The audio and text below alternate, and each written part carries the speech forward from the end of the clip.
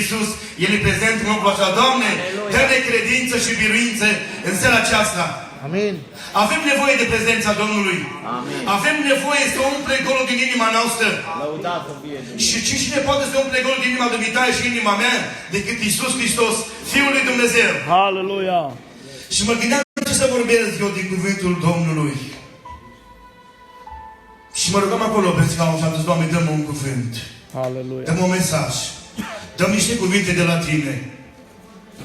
Și Dumnezeu care e drept și bun mi-a pus pe inimă să vorbesc câteva cuvinte despre roada pocăinței. Dă-i, Doamne, putere. Aleluia. Să vedem cum stăm cu roada înaintea lui Dumnezeu și ce dorește Dumnezeu de la noi. Cum ai dorință dumneata și eu de la afacerea dumitale, din familia ta, dintr-o afacere, să câștigăm ca fiecare om că investești ceva. Iisus Hristos a investit în noi. O pus în noi. O pus darurile Lui. Și El are dorință și vrea să aducem rod. Glorie Lui, amin. Prin aceasta va fi proslăvit Iisus Hristos și Dumnezeu. Aleluia. Aleluia. Și am văzut în cuvântul Domnului, în Luca, capitolul 13, cu versetul 6, câteva versete. Dă-i putere, Doamne. Pilda smochinului neroditor. El a pus și pilda aceasta, un om avea un smochin sădit în via sa, a venit să caute rod în el și n-a găsit. Atunci a zis vierului, iată că sunt 3 ani de când vin și caut rod în smochinul acesta și nu găsesc. Da, el. La ce să mai cuprindă pământul degeaba? Doamne, i-a răspuns vierul, mai lasă-l și anul acesta. Am să-l sap de jur împrejur și am să-i pui gunoi la rădăcină. Poate de acum înainte va face roade. Dacă nu, îl vei tăia. Doamne, dă-ne biruință în seara aceasta să înțelegem.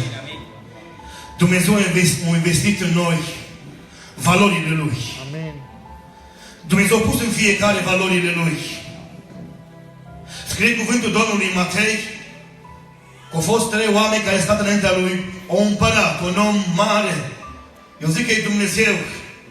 Și-au dat 3 categorii de bani. La unul dat 10 talanți, la unul 5 și la unul 2. Dumnezeu din ce l-a pus darul în noi în fiecare de aici. Lăudat să Te fie. întreabă Dumnezeu în seara aceasta.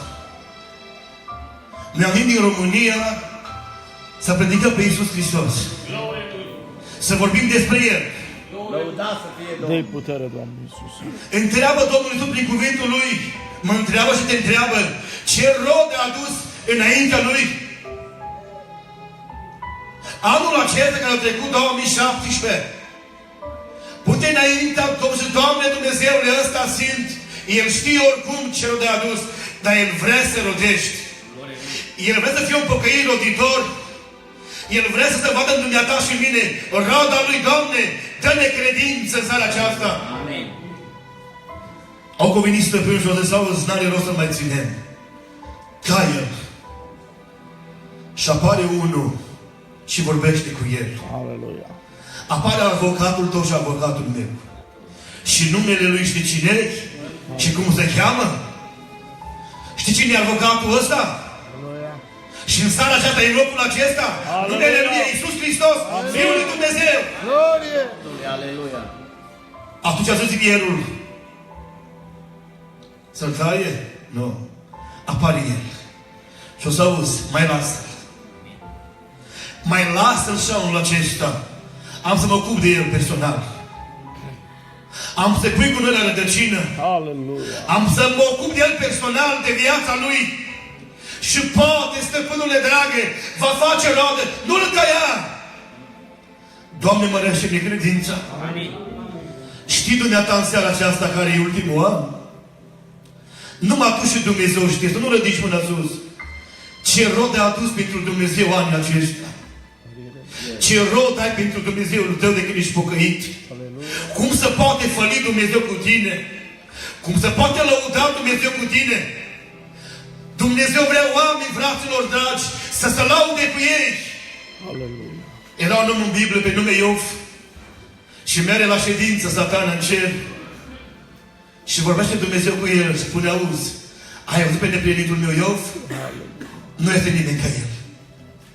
Curat la suflet și neprienit.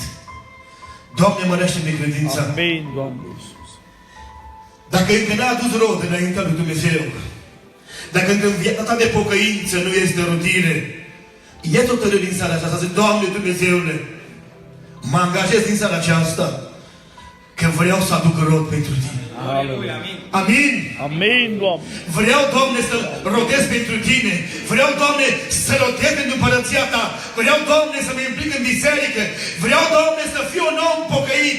Doamne, ajută-ne! Amin, Doamne. Scrie un cuvânt minunat în Biblie și tare adevărat și frumos. Vorbește fiul risipitor cu tatăl lui. Are o conversație amândoi. O văzut că nu-i bine în locul care era el acolo. O văzut că nu-i bine că a părăsit casa tatălui său. Îi vine mintea. Și vine înapoi. Îl vede de departe tatăl. Fuge în fața lui. Îl prinde în brațe. Și strânge. Nu știu cât l-a ținut în brațe. Nu știu cât l-a sărutat. Dar știu că după ce l-a lăsat din brațe, a început să vorbească fiul risipitor cu tatăl lui. Și o zis, tate, am păcătuit împotriva ta, împotriva cerului. Nu mai sunt vrednic să mă numesc fiul tău. Aleluia. Și ce vrea Domnul să-i spui în seara aceasta, pe mea ta și cu mine? Doamne, nu mai sunt vrednic să mă numesc fiul tău. Ai milă de mine. Aleluia. Amin, Doamne Iisuse. Nu mai zice în seara aceasta, Doamne, ai milă de fratele meu. Zic, Doamne, ai milă de mine. Amin. Și o să nu mai sunt vrednic să mai mă numești fiul tău. Primește-mă ca un oaregat, ca o slugă. De fapt, asta vrea Dumnezeu de la tine și de la mine. Să te recunoști cine ești. Amin. Să-i spui Dumnezeului tău cine ești. El oricum știe cine ești și știe cine sunt. Și în clipa aceea tatălui o să nu, tu nu vei fi slug. Tu nu vei fi un oaregat. Tu ești copil de împărat. Aleluia. Și-o dat ordin. Aduceți aina, inelul, îmbrăcați-l, tăieți celor ce-l îngreșat și îmi place tare mult versetul ăsta. Să ne bucurăm că acest fiu al meu a fost mort și-a înviat, a fost pierdut și-a fost găsit. Ne duc la bucurie! Doamne, fă bucurie în seara aceasta! Aleluia. Amin. Că te-ai îndepărtat de Domnul. Ai șansă în seara aceasta să zici, Doamne, vin acasă. Să zici, Doamne Dumnezeule, m-am săturat de viața aceasta. Vede fără Tine, Doamne, spraf. Am nevoie de dragostea Ta. Ai șansă în seara aceasta să te întorci la El. Mai îmi place un verset din Biblie minunat și ne rugăm.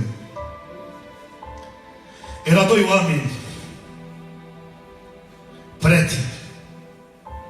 Unul era Fiul lui Dumnezeu și unul de pe pământ. Și spune cuvântul Domnului așa, că Lazar era prietenul al lui Iisus. Lazar era prieten cu Iisus. Doamne, fă ca biserica din loc să se facă prieteni, să ne facem prieteni cu Iisus. Ce bine să ai prieteni pe Iisus. Oamenii pot să ai mulți prieteni. În multe locuri nu te poate ajuta. Iisus Hristos, Fiul lui Dumnezeu, dacă e prietenul dumitare și prietenul meu, El ne poate ajuta. Amin. Credeți? Aleluia. Apare, Lazar are probleme grave, e bolnav și moare.